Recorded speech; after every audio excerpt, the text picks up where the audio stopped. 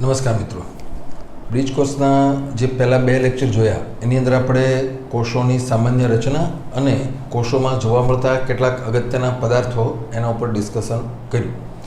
હવે ત્રીજા લેક્ચરની અંદર આપણે વાત કરવાની છે ખૂબ જ અગત્યની પ્રક્રિયા, જેને આપણે નામ આપીએ છીએ કોષ ચક્ર અને કોષ વિભાજન. આગળનો જે પહેલો લેક્ચર આપણે જોયો એમાં એવું આવેલું કે જે વૈજ્ઞાનિક હતા રુડોલ્ફ વિર્શો, એણે એ બાબત આપણી સામે રજૂ કરી કે નવા કોષો જે હોય છે એ હંમેશા પૂર્વ અસ્તિત્વ ધરાવતા કોષોમાંથી કોષ વિભાજન દ્વારા ઉત્પન્ન થતા હોય છે. તો અહીંયા આપણે એ બાબત સમજવાની છે કે કેવી રીતે એક કોષમાંથી બીજો કોષ બને છે અને એના આધારે જ આપણા આખા શરીરનું નિર્માણ થતું હોય છે, બીજી ઘણી બધી પ્રક્રિયાઓ થતી હોય છે. તો એને સમજવા માટે પહેલાં આપણે કોષના કોઈ પણ એક કોષ હોય એના જીવન વિશે સમજવાનું છે. તો એને સમજવા માટે આપણે અહીંયા એક નોર્મલ ચાર્ટ બનાવીએ. તો ધારો કે એક કોષ એ આ રીતે છે. ધારો કે આ એક કોષ એ છે કે જે નવો કોષ છે. આ નવો કોષ કેવી રીતે બન્યો એનો જવાબ આપણને ધીરેથી હમણાં મળશે, કારણ કે ચક્ર છે એટલે જ્યાંથી શરૂ કરો ત્યાં પાછું પૂરું એ થશે. તો ધારો કે આ એક નવો કોષ છે, તો એ કેવી રીતે પોતાનું જીવન પસાર કરે છે એ આપણે અહીંયા સમજવું છે. તો સૌથી પહેલાં આપણે જોઈએ કે આ જે નવો કોષ હોય છે એ સૌ પ્રથમ અહીંયા ખાસ જોજો કે હવે આ રીતે એ વૃદ્ધિ પામે છે. આ રીતે એ શું પામે છે? વૃદ્ધિ, એટલે કે મોટો થાય છે. મોટો થાય એ બાદ એનું વિભાજન થશે અને એમાંથી આ 2 કોષો નવા બની જશે. આ રીતે, એટલે અહીંયા આ એક કોષ અને આ બીજો કોષ. તો ફરી પાછો અહીંયા આ બને છે નવો કોષ. આ રીતે નવો કોષ બન્યો. તો તમે જુઓ કે જે આ નવો કોષ હતો એ જ રીતે આ એક નવો કોષ બન્યો. ફરી પાછો એ જ ચક્ર અહીંયા રિપીટ થશે, એટલે કે અહીંયાથી આ કોષ જે હોય છે બંને એ ફરી પાછા વૃદ્ધિ પામીને મોટા થશે. તમે જુઓ કે અહીંયા ફરી પાછી આ બંને કોષોની વૃદ્ધિ થઈ, એટલે અહીંયા આપણે લખીએ કે આ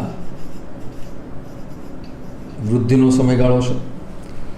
હવે આપણે જોઈએ તો ફરી પાછું અહીંયાથી આ 2 કોષોમાં એનું વિભાજન થશે. અહીંયા ફરી પાછું આમાંથી બનશે, એટલે અહીંયા પાછું આ 1, 2, 3 અને આ 4, આવી રીતે આ 4 નવા કોષો બન્યા.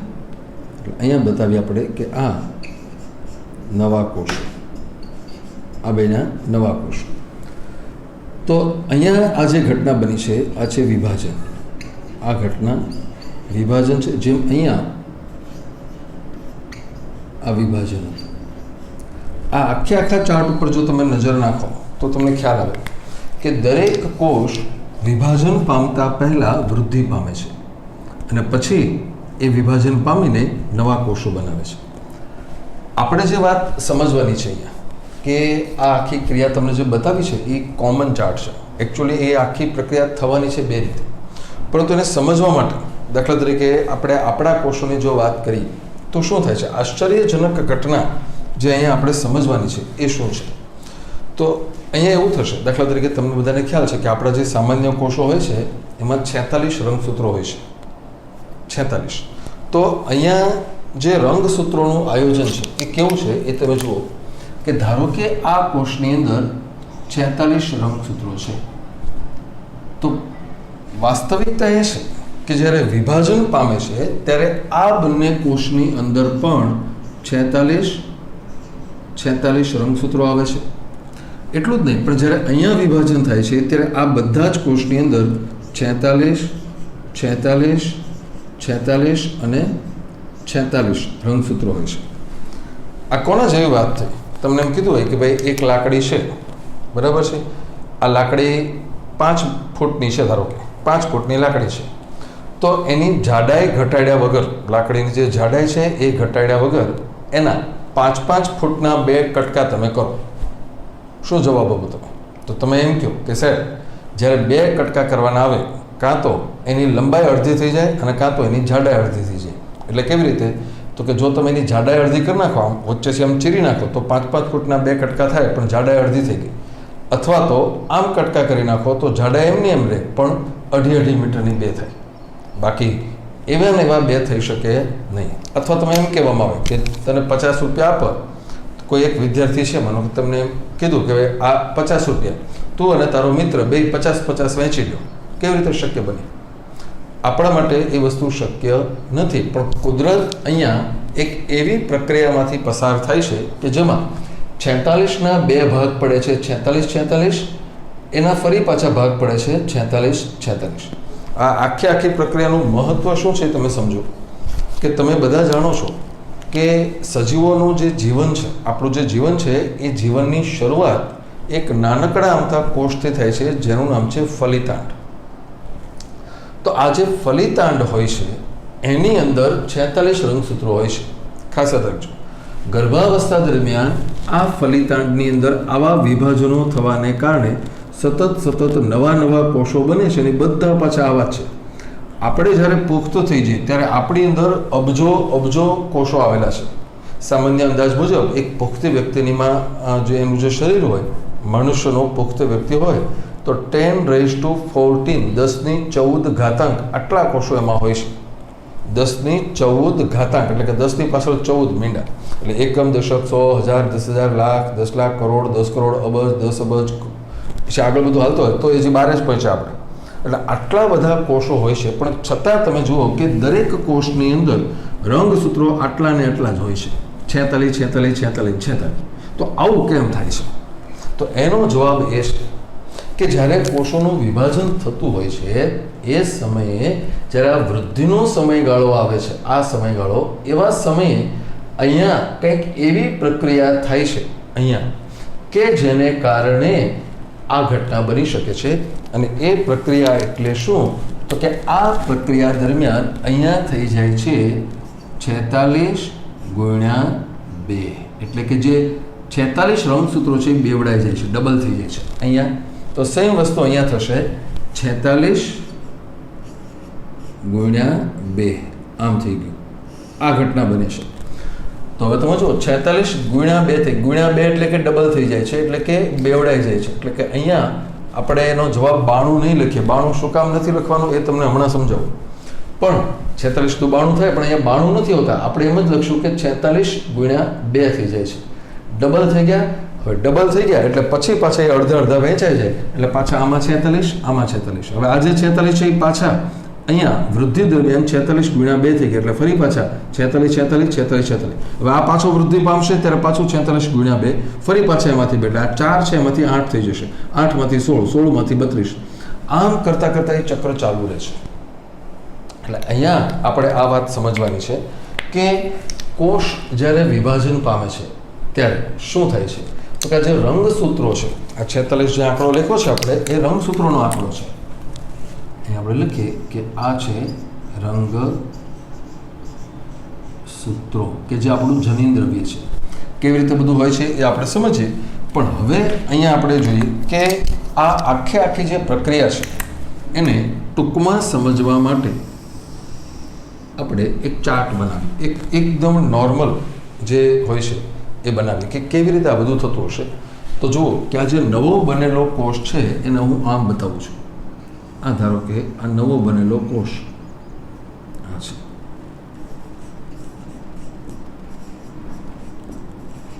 આ નવો કોષ છે. તો એની જે વૃદ્ધિની આખી પ્રક્રિયા છે એને હું આમ બતાવું.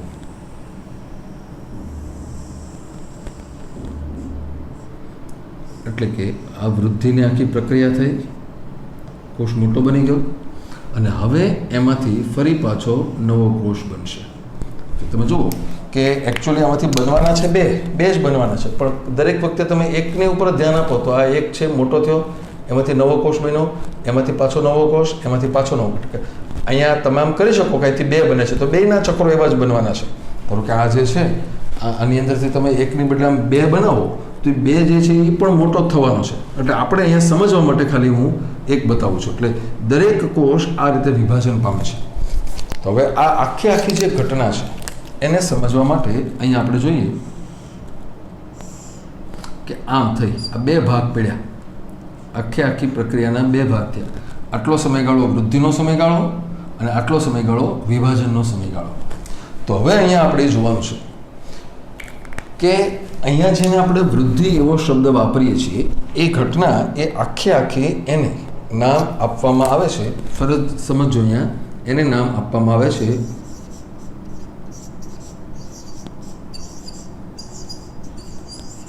અંતરાવસ્થા.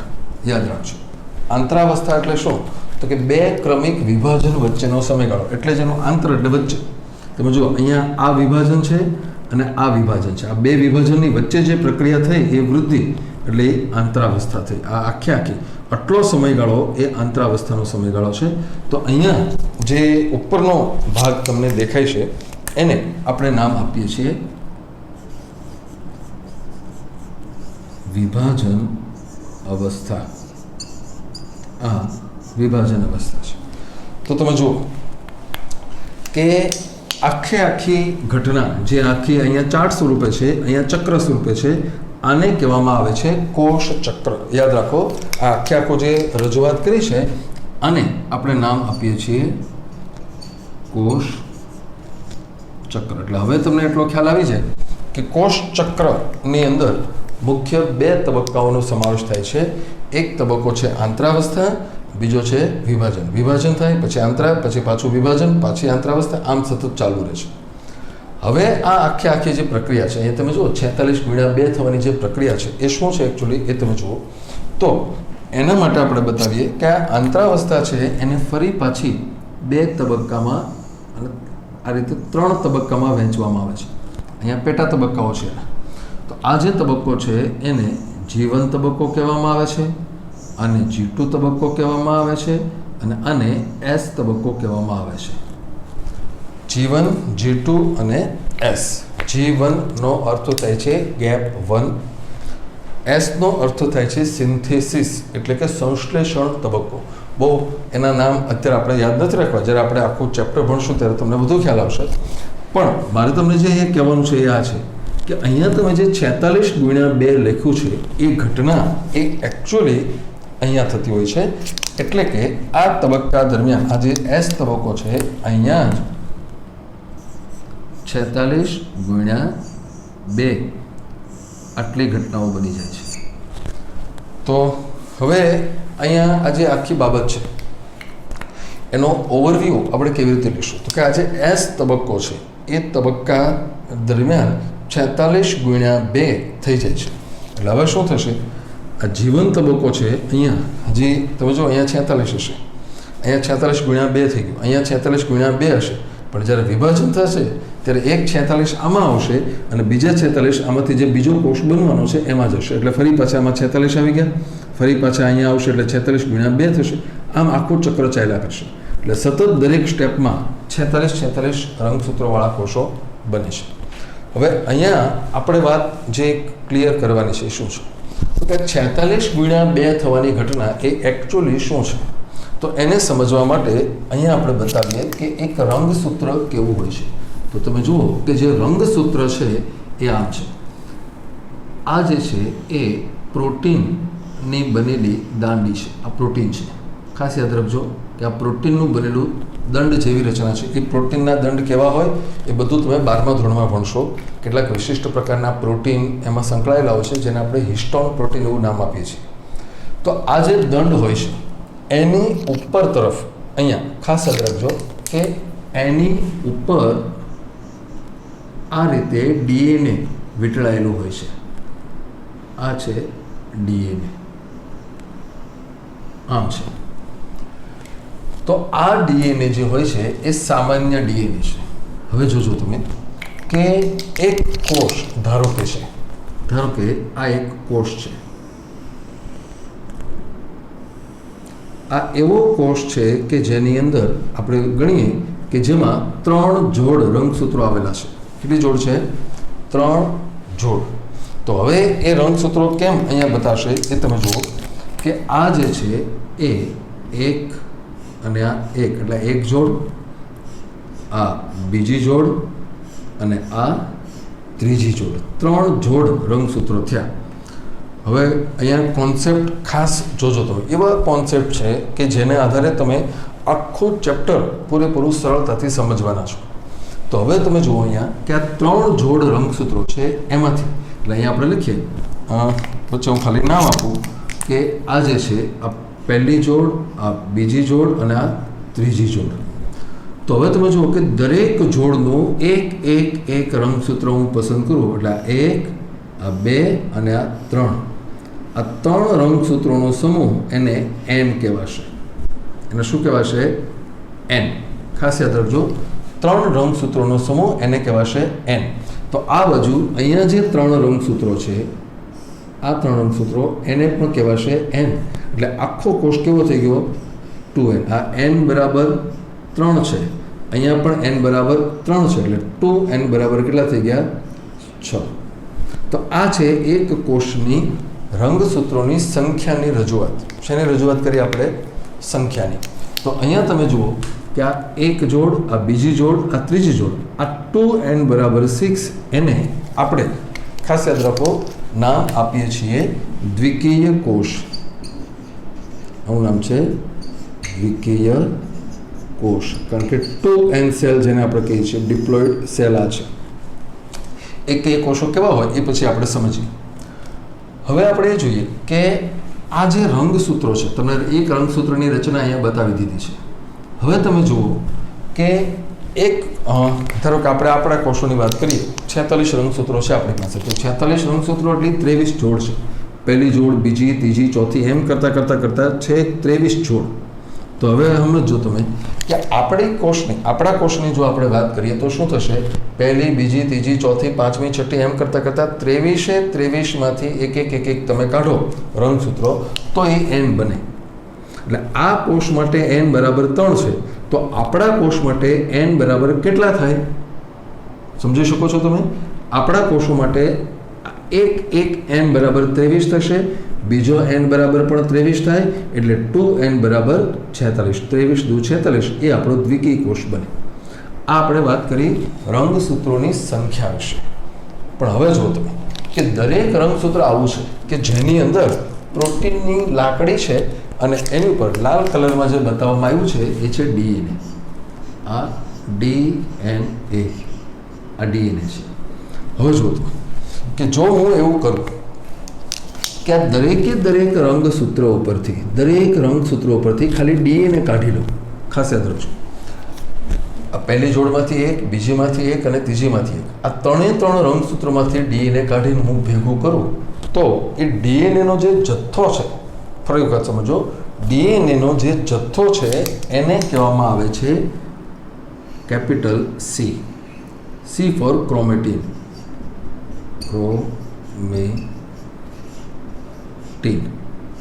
તો ક્રોમેટીન દ્રવ્ય. તો અહીંયા જે DNAનો જથ્થો છે એ છે C.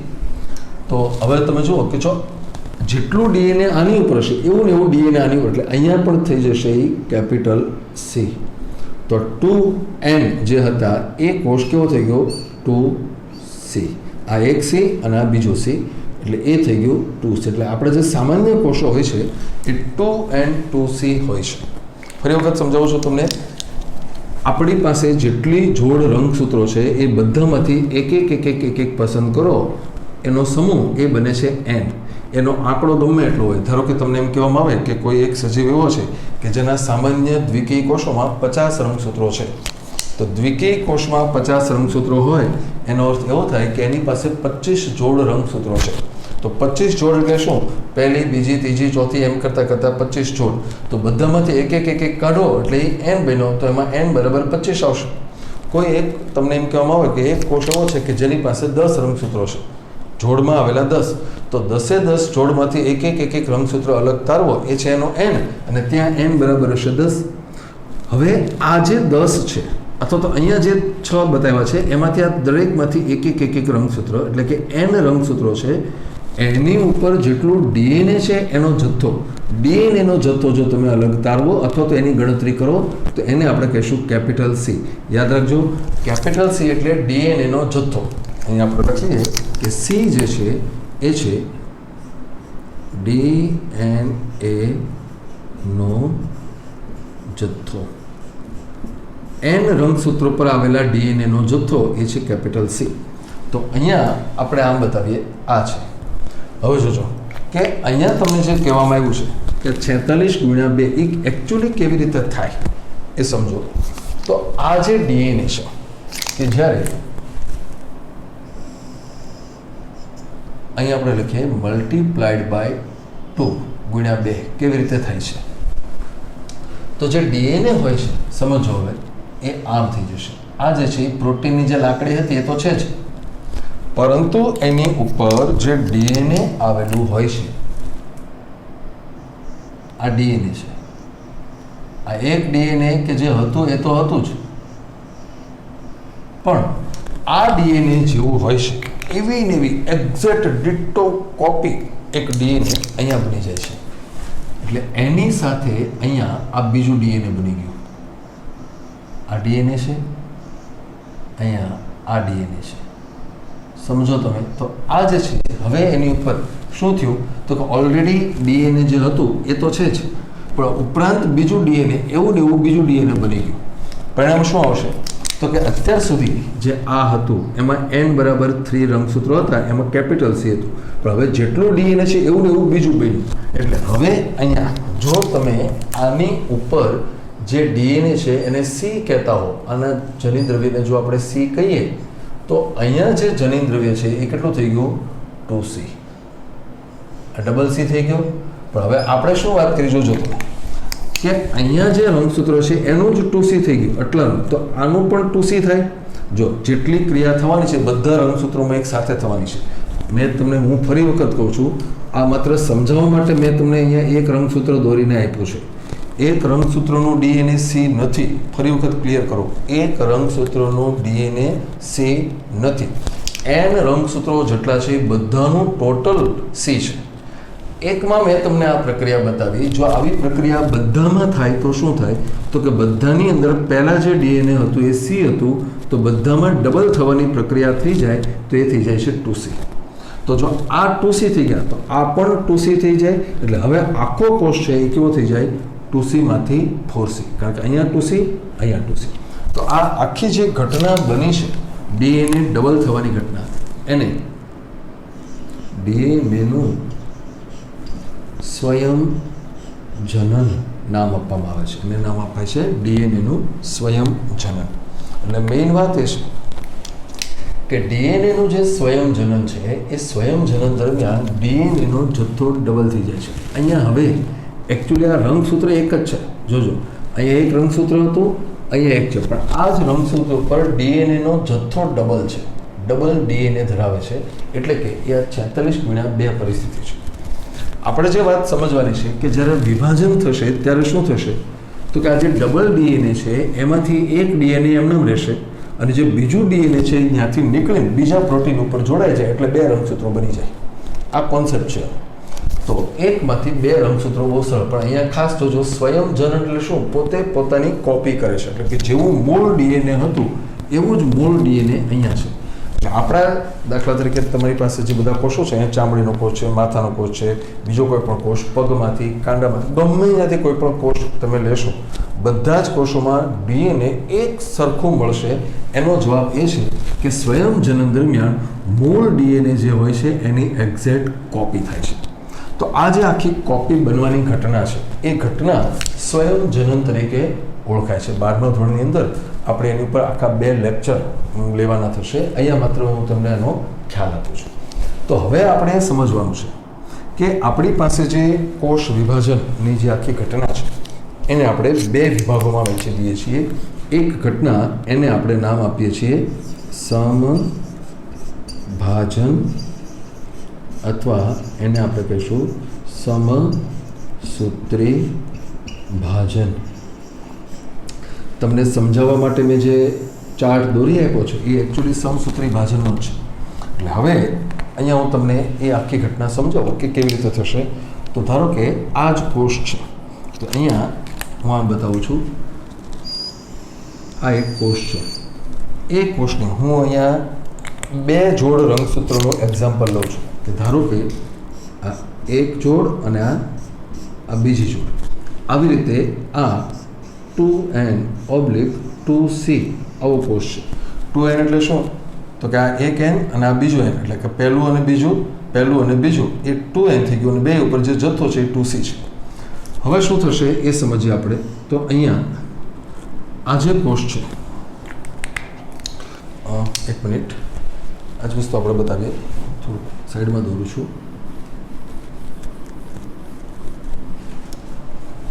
તો ધારો કે જે કોષ છે એ આમ છે. આ કોષ કે જે 2n/2c છે, કે જેની અંદર બે જોડ રંગસૂત્રો છે. આ એક જોડ અને આ બીજી જોડ. ઓકે, જો આપણી વાત કરીએ તો આમાં 23 જોડ છે. હવે જ્યારે એની અંદર આંતરાવસ્થા આવશે, આંતરાવસ્થાનો જે S તબક્કો, એટલે કે અહીંયા આપણે લખીએ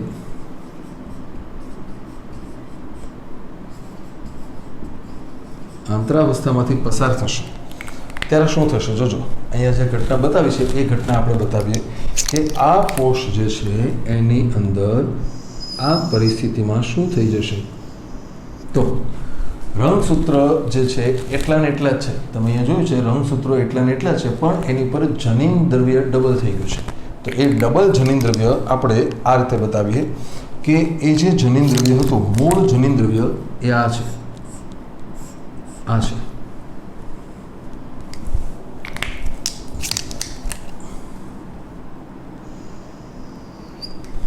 તો એની સાથે બીજું જે જનીન દ્રવ્ય નવું બની ગયું એ આમ બની ગયું છે. આમ છે, આમ છે. તમે જુઓ, ડબલ થઈ ગયા છે. રંગસૂત્રો હજી બે જ છે, પણ એની ઉપર જનીન દ્રવ્ય ડબલ છે. તો એ જ વસ્તુ બની છે બીજી જોડ માટે. આ મૂળ જનીન દ્રવ્ય અને એની સાથે નવું બની ગયું છે જનીન દ્રવ્ય આ રીતે. હજી રંગસૂત્રો બે છે. તમે જુઓ, સંખ્યાની દ્રષ્ટિએ તમે જોશો તો હજી 4 જ રંગસૂત્રો છે, એટલે કે એને કહેવાશે 2n. સંખ્યા 4 જ છે હજુ, એટલે 2n જ છે, પરંતુ જનીન દ્રવ્ય ડબલ છે એટલે એ બની ગયું છે 4c. જનીન દ્રવ્ય ડબલ છે એટલે બની ગયું છે 4c. તો આ જે આખી ઘટના બની એના આધારે હવે શું થયું? તો કે કોષ આખો ડબલ થઈ ગયો છે. હવે જ્યારે વિભાજન થશે ત્યારે શું થાય તમે સમજો. તો એ વિભાજનને કારણે જ્યારે બે કોષો નવા તૈયાર થશે, આ એક કોષ અને આ બીજો કોષ, ત્યારે શું થાય તમે જુઓ કે દરેકમાંથી દરેક રંગસૂત્ર ડબલ છે, તો દરેકમાંથી એક ટુકડો અહીંયા આવી જશે અને એક ટુકડો અહીંયા જશે. કેવી રીતે થાય એ તમે જુઓ.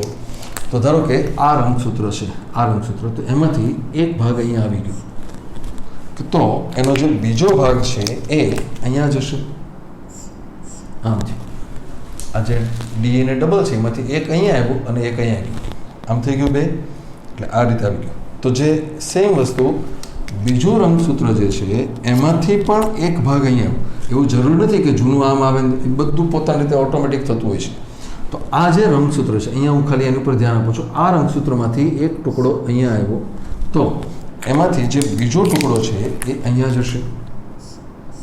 એટલે અહીંયા પહેલી જોડ જે મૂળ હતા એવી ને એવી આવી ગઈ, અહીંયા મૂળ હતી એવી આવી જોડ. તો સેમ વિભાજન થાય છે બીજી જોડનું. તો ધારો કે જે બીજી જોડ છે આ જોડ, એમાંથી એક રંગસૂત્રનું DNA અહીંયા આવ્યું, તો એની જોડમાંથી જે DNA હશે, આમાંથી જે બ્લુ કલરનું છે એ અહીંયા બતાવ્યા આપણે. તો આ જોડ છે, આ જે છે રંગસૂત્ર, એમાંથી એક ભાગ અહીંયા આવ્યો, તો એનો જે બીજો ભાગ છે એ અહીંયા જશે. પ્રક્રિયા પૂરી થઈ ગઈ. પણ તમે એની કમ્પેરિઝન આ જે છે એની કમ્પેરિઝન આ મૂળ કોષ સાથે કરો તો શું થાય? તો કે જો જેમ અહીંયા હતું એમનામ જ છે. બ્લુ કલર જે છે મૂળ DNA છે અને ગ્રીન અને રેડ એ નવા બનેલા DNA છે. ગમે ત્યાં ગમે તે હોય, નવા બનેલા છે, પણ એ માત્ર આપણી જાણ માટે, કારણ અંતે તો બધા રંગસૂત્ર DNA તો એક સરખું જ છે, એટલે કોઈ ફરક હોતો નથી. તો અહીંયા આપણે જોઈએ કે હવે સમજવાનું શું છે? તો કે રંગસૂત્રોની સંખ્યાના આધારે આ કોષ 2n હતો, કારણ કે 4 રંગસૂત્રો છે. તો અહીંયા પણ 4 છે, એટલે સંખ્યાની દ્રષ્ટિએ તમે જુઓ તો એ 2n છે, આ પણ 2n છે. પરંતુ હવે રંગસૂત્રોનો ઉપર DNAનો જથ્થો તમે જુઓ કે અત્યારે આ જે જથ્થો હતો એ 2c હતો, કારણ કે ડબલ છે, પણ હવે સિંગલ થઈ ગયું છે એટલે ફરી પાછા થઈ ગયા 2C. આ કોષ પણ થઈ ગયો 2C. તો તમે જુઓ અહીંયા કે બે જે નવા કોષો બન્યા એ કેવા બન્યા? 2n2C 2n2C. અહીંયા પણ શું હતું? 2n2C. તો આ આખે એટલે અહીંયા આ વિભાજન અવસ્થા છે. તો સમવિભાજન દરમિયાન જે થાય છે માઇટોસિસ જેને કહેવામાં આવે છે, એ દરમિયાન મૂળ કોષમાંથી જેટલા રંગસૂત્રો હોય એવા ને એવા રંગસૂત્રો ધરાવતા બે નવા કોષોનું નિર્માણ થશે. એટલે આ જે બંને અહીંયા બન્યા છે એ બંને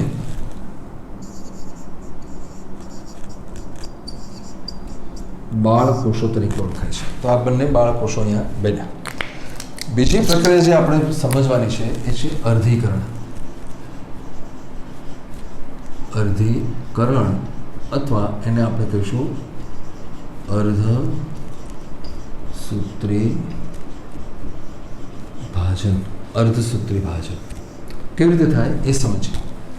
તો એના માટે પણ આપણે જે મૂળ કોષ છે એ તો આ જ રીતે લેશો કે ધારો કે આ કોષ છે એની અંદર બે જોડ રંગસૂત્રો આ રીતે આવેલા છે, એક અને આ બીજી જોડ. તો સેમ વસ્તુ એની અંદર પણ આંતરાવસ્થા પસાર થશે. એટલે આંતરાવસ્થાની જે આખી ઘટના છે એ દરમિયાન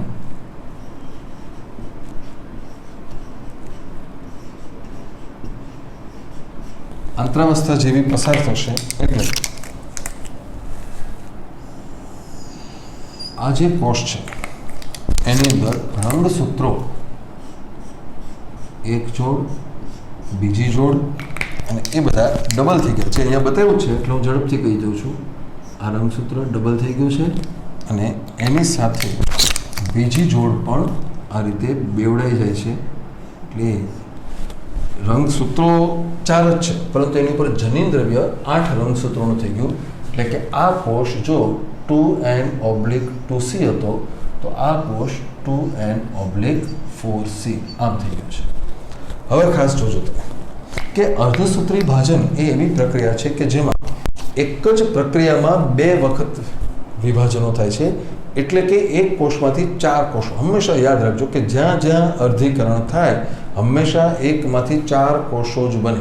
કોઈ દિવસ 2 કોષો સુધીમાં અર્ધીકરણ પૂરું થતું નથી. એકમાંથી 4 જ બને. કેમ એ આપણે હમણાં સમજીએ. તો હવે આપણે જોઈએ કે આ કોષ જે છે આંતરાવસ્થા પૂરી થાય એટલે હવે અહીંયા આવે છે એનું પ્રથમ વિભાજન, એટલે કે પહેલું વિભાજન થાય. એટલે અહીંયા આ એક કોષ અને આ બીજો કોષ, 2 કોષો બનવાના છે. કેવા બનવાના છે એ આપણે જોઈએ. તો અહીંયા આપણે લખીએ છીએ પ્રથમ અર્ધીકરણ. એટલે કે એને આપણે અર્ધીકરણ 1 એવું નામ આપીએ છીએ. જોજો આખી પ્રક્રિયા અર્ધીકરણ છે પણ 2 ભાગમાં વહેંચાયેલી છે એટલે આપણે એને 1 અને 2 એવા નામ આપવાના છે. તો અહીંયા શું થાય છે એ સમજો તમે. તો આ એક જોડ છે અને આ બીજી જોડ છે. આ પ્રક્રિયા દરમિયાન શું થાય તો કે જે રંગસૂત્રો છે એમાંથી બંને જોડમાંથી એક રંગસૂત્ર આમાં અને બીજું રંગસૂત્ર આમાં, એમ 2 રંગસૂત્રો આખા આવી જાય છે જેમ છે એમના. એટલે કે અહીંયા ધારો કે આ પહેલી જોડ છે તો પહેલી જોડમાંથી જે રંગસૂત્ર હતું એ આખું જેવું હતું ડબલ આપણે જેની વાત કરી છે આખું ડબલ એ આમ અહીંયા આવી ગયું છે. ડબલ છે હજી એ અહીંયા છે.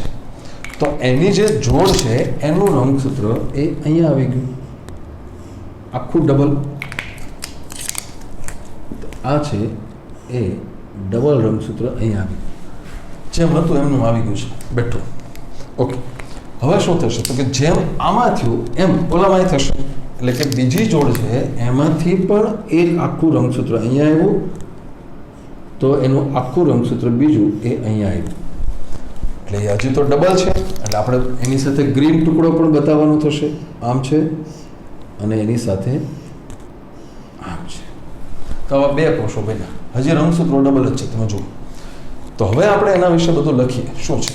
તો તમે જુઓ કે આ કોષમાં 4 રંગસૂત્રો હતા એટલે આપણે એને 2n કહેતા હતા. પણ હવે અહીંયા શું આવ્યું બે જોડમાંથી એક એક, જો અહીંયા લખ્યું છે કે બધી જોડમાંથી એક એક તમે લો તો એને શું કહેવાય? એન કહેવાય.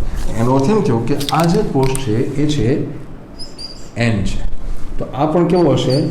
એન હશે. પણ હવે તમે જુઓ કે આની ઉપર જે ડીએનએ નોર્મલ હોય ત્યારે એને સી કહેવાય, પણ એ તો આ હોય ત્યારે. પણ જો એ ડબલ હોય તો એ કેવું હોય છે? 2C. એટલે કે અહીંયા આપણે લખશું કે n/2C છે, આ પણ n/2C છે. ફરી વખત સમજી લેજો. આ 4C કેમ છે? આ 2C, આ 2C. તો આ 2C છે અહીંયા છે એટલે 2C આવ્યું, આ 2C છે આ રીતે છે. તો આ તે પહેલું વિભાજન થયું. હવે શું થાય તો કે હવે આ બંને કોષો એક પ્રક્રિયામાંથી પસાર થાય જેને આંતરકોષ વિભાજન એટલે કે ઇન્ટરકાઇનેસિસ કહેવામાં આવે છે. પરંતુ એ દરમિયાન બીજા કોઈ ખાસ ફેરફારો થતા નથી. એટલે જે છે એમના હું બતાવું છું. માત્ર પ્રક્રિયાની જે છે એ તમે જ્યારે આખું ભણશો ત્યારે વધુ જોશો. અત્યારે હું તમને ખાલી એમના સમજાવું છું કે એ દરમિયાન બીજા કોઈ મેજર ફેરફારો અહીંયા થયા નથી. એટલે કે જે રંગસૂત્રો ડબલ હતા એ ડબલ એમના જ છે. હજુ આ જે ઘટના છે એને નામ આપવામાં આવે છે આંતરકોષ વિભાજન. આંતરકોષ વિભાજન છે, પરંતુ રંગસૂત્રોની દ્રષ્ટિએ કોઈ ફેરફારો એમાં જોવા મળતા નથી. એટલે હજુ પણ આપણે જોઈએ કે આ કોષ n/2C અને આ કોષ પણ n/2C છે. હવે અહીંયા આવે છે બીજું વિભાજન. તો બીજું વિભાજન કેમ થાય એ સમજીએ. તો આમાંથી ફરી પાછા બે કોષો બનવાના છે, એક અને આ બે. ફરી પાછા આમાંથી પણ બે કોષો બનવાના છે, એક અને આ બે.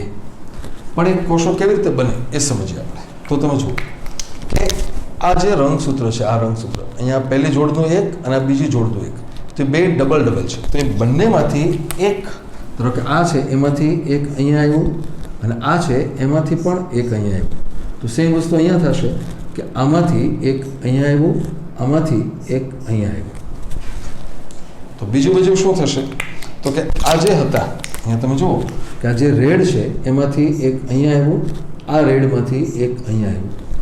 એવી જ રીતે જે ગ્રીન આપણે હું બધે એક સાથે જ એક સેમ કલર લખું છું. આ ગ્રીન છે તો અહીંયા જો આ બ્લુ હતું એ અહીંયા આવી ગયું છે, પણ એમાંથી જે ગ્રીન છે એ અહીંયા આવ્યું. એ જ વસ્તુ અહીંયા આ ગ્રીન અને બ્લુ ભેગા છે, એમાંથી બ્લુ અહીંયા છે તો ગ્રીન અહીંયા આવશે. તો આવા ચાર કોષો બન્યા. હવે તમે આની કમ્પેરિઝન આની સાથે કરો. શું થશે જોજો. પહેલાં અહીંયા તમે જુઓ, આમાં બે છે, આ બે રંગસૂત્રને તમે એન નામ આપો છો, તો અહીંયા પણ બે જ રંગસૂત્રો છે. એટલે આ બધા કોષો એ છે એન એન એન અને એન. પણ દ્રવ્ય જથ્થાની દ્રષ્ટિએ તમે જુઓ તો શું થાય, આ ડબલ હતા એટલે 2C હતા. હવે બધામાંથી એક અહીંયા છે એટલે આ છે C. તો એ જ વસ્તુ અહીંયા પણ આ C, આ C અને આ પણ C. તમે જુઓ NC NC NC ધરાવતા ચાર કોષો બન્યા. મૂળ કોષ કેવો હતો 2C. તો અહીંયા જે ઘટના બની છે આ છે અર્ધીકરણ 2. આ તમને માત્ર ને માત્ર હાવ ઉપર છેલ્લી રીતે બધું સમજાવ્યું છે. આખું ચેપ્ટર તમે જ્યારે ભણશો ત્યારે તમને ખ્યાલ આવશે કે આટલી અમથી ઘટના કેટલી બધી વિશિષ્ટ રીતે થતી હોય છે. પણ વાત એમ છે કે આ ઘટનાને કારણે રંગસૂત્રો અડધા થઈ જાય છે. હવે તમે જુઓ કે સજીવોની અંદર જ્યારે લિંગી પ્રજનન થાય છે ત્યારે જન્યુઓનું નિર્માણ એટલે કે નર અને માદા જન્યુઓ એટલે કે શુક્રકોષ અને અંડકોષ આવી રીતે બને છે. તો તમે જુઓ કે ધારો કે કોઈ એક નર સજીવ છે એમાં શુક્રકોષ આવી રીતે બન્યા, તો એ શુક્રકોષ કેવા હશે N અને C. તો કોઈ માદા સજીવ હશે એમાં અંડકોષ પણ આવી જ રીતે બનશે N અને C. હવે ફલન થાય ત્યારે શું થાય તો કે એક શુક્રકોષ અને એક અંડકોષ ભેગા થાય. શુક્રકોષ અને અંડકોષ ભેગા થાય ત્યારે શું થયું, શુક્રકોષમાંથી બંને જોડનું એક એક રંગસૂત્ર આવ્યું, અંડકોષમાંથી બંને જોડનું એક એક રંગસૂત્ર આવ્યું. એટલે હવે પાછી જોડ થઈ ગઈ. તો N + N એટલે 2N થઈ ગયું અને C + C એટલે 2C. એટલે કે આવું કોષ બની ગયું 2N 2C. પછી એનું સમભાજન થાય અને નવા કોષો બને અને સજીવ આખો બને. એટલે કે લિંગી પ્રજનનની અંદર આ ઘટનાનું ખૂબ અગત્યતા છે. એટલે કે પ્રજનન કોષોનું જે નિર્માણ છે આપણે લખીએ કે પ્રજનન કોષોનું જે નિર્માણ છે એ હંમેશા આ પ્રક્રિયા દ્વારા થતું હોય છે. અને અહીંયા તમે જુઓ કે આ જે ઘટના છે એના વડે દેહની વૃદ્ધિ અને વિકાસ થતો હોય છે. એક વખત ફલિતાંડ બની જાય એ પછી બધું સંભાજન થાય, કારણ કે પછી બધા કોષોમાં એક સરખા રંગસૂત્રોની જરૂર હોય છે. પરંતુ ફલિતાંડ જે બને છે એ માટે પ્રજનન કોષો બનાવવાની ક્રિયા આ અર્ધીકરણ દ્વારા થતી હોય છે. તો અહીંયા તમને આ બંને પ્રકારના વિભાજનો વિશે એકદમ સામાન્ય પ્રાથમિક ચર્ચા કરવામાં આવી છે. જ્યારે તમે ખરેખર આખો ચેપ્ટર ભણશો ત્યારે આખી પ્રક્રિયા એને ખૂબ જ ડિટેલમાં આપણે જોઈશું.